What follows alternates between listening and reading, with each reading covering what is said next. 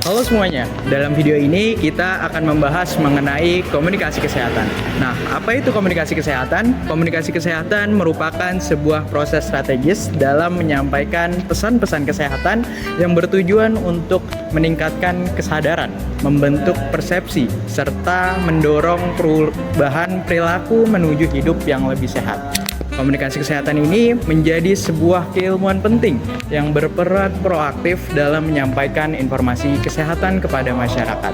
Nah, komunikasi kesehatan tidak sekadar menyampaikan informasi medis. Lebih dari itu, komunikasi ini bertujuan untuk membangun pemahaman, mengubah persepsi, dan mendorong perilaku hidup sehat di multi lini lapisan masyarakat.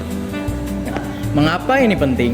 Karena seringkali keputusan seseorang untuk menjaga kesehatan tidak hanya dipengaruhi oleh pengetahuan medisnya, tetapi juga bagaimana cara informasi tersebut dikomunikasikan. Apakah mudah dipahami? Apakah informasi kesehatan tersebut relevan dengan kondisi mereka? Dan apakah informasi itu akurat dan juga kredibel? Nah, komunikasi kesehatan juga melibatkan berbagai pihak, mulai dari tenaga kesehatan, pemerintah, hingga masyarakat. Nah, ketiga instrumen ini memiliki peranan strategis dalam berkolaborasi untuk meningkatkan taraf kualitas kesehatan masyarakat secara komprehensif. Jadi kita mulai pelajari tentang teori terlebih dahulu yuk, yang dimana di sini teorinya kita ambil dari Judith Grave tentang komunikasi kesehatan untuk menghubungkan dengan sejauh mana sih pesan komunikasi kesehatan itu berpengaruh kepada masyarakat. Ada beberapa hal yang mempengaruhi ini. Nah, di sini kita mengambil teori dari Judith Grave pada tahun 1996 dengan judul bukunya yaitu Communication for Health and Behavior Change: A Developing Country Perspective. Yang dimana yang pertama ini dalam teori menjelaskan tentang model kepercayaan kesehatan gitu, yang dimana persepsi masyarakat tentang manfaat dari pengobatan dapat mempengaruhi keputusan seseorang gitu dalam berperilaku. Nah, tujuannya itu untuk mengajarkan informasi baru tentang risiko kesehatan gitu dan perilaku yang dapat meminimalisir risiko kesehatan gitu. Kemudian yang kedua, teori komunikasi untuk persuasi. Nah, di sini komunikasi itu dapat mempengaruhi sikap seseorang yang dimana dipengaruhi oleh rantai kausal yang sama. Tetapi harus diperhatikan nih, yang dimana ada bentuk penyampaian pesan dan juga rekomendasi yang sesuai dengan gaya hidup gitu. Jadi memang nggak bisa semua bentuk komunikasi itu disampaikan gitu. Jadi harus menyesuaikan dengan gaya komunikasinya si orang yang kita ajak komunikasi, seperti itu.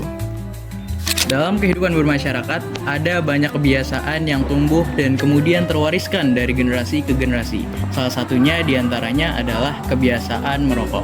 Nah, di banyak lapisan komunitas, rokok bukan hanya sekedar benda konsumsi, melainkan menjadi representatif simbol keakraban dan pendewasaan diri dalam bersosialisasi. Di balik citra yang dibentuk oleh kebiasaan yang terwariskan selama puluhan tahun ini, tersembunyi sebuah realitas kelam bahwa rokok menyimpan risiko penyakit kesehatan yang sangat serius, bukan hanya bagi perokok, tetapi juga bagi orang di sekitarnya. Nah, merokok telah terbukti secara ilmiah menjadi salah satu penyebab utama kematian. Zat beracun dalam rokok ini yang diantaranya nikotin, tar, karbon monoksida, dan ribuan virus lainnya ini dapat merusak sistem jantung, kemudian pernafasan, reproduksi, bahkan sistem otak. Salah satu dampak paling fatalnya adalah menyebabkan kanker paru-paru.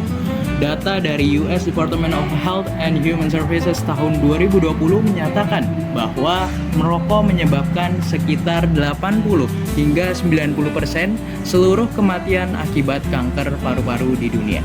Selain itu, merokok mempercepat penuaan biologis dan memperburuk berbagai penyakit kronis seperti hipertensi dan juga diabetes.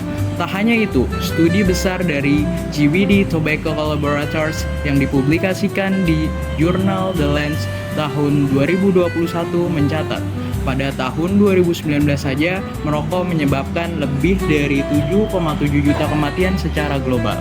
Bahkan, rokok menjadi faktor risiko kematian nomor 1 pada pria di lebih dari 100 negara. Risiko merokok juga berdampak pada mereka yang terpapar asap rokok atau kita sebut sebagai perokok pasif. Nah, beberapa kelompok yang paling rentan ini kemudian terdampak diantaranya adalah bayi, anak-anak, dan juga ibu hamil. Nah, mengapa? Karena sistem tubuh mereka masih dalam tahap pertumbuhan, perkembangan, dan juga adaptasi, sehingga sangat mudah terpapar oleh zat kimia berbahaya yang ditimbulkan dari asap rokok. Nah, asap rokok mengandung lebih dari 7.000 zat kimia dan sekitar 70 diantaranya diketahui bersifat karsiogenik atau pemicu kanker.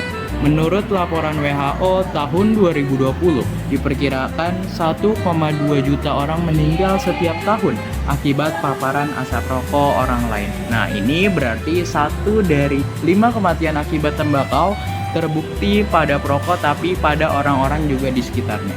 Nah, bahaya asap rokok ini bagi bayi dan anak-anak juga dapat menyebabkan infeksi saluran pernafasan. Nah, dari banyaknya fakta medis mengenai rokok ini, apakah jutaan masyarakat kemudian menjadi sadar betapa mengerikannya rokok?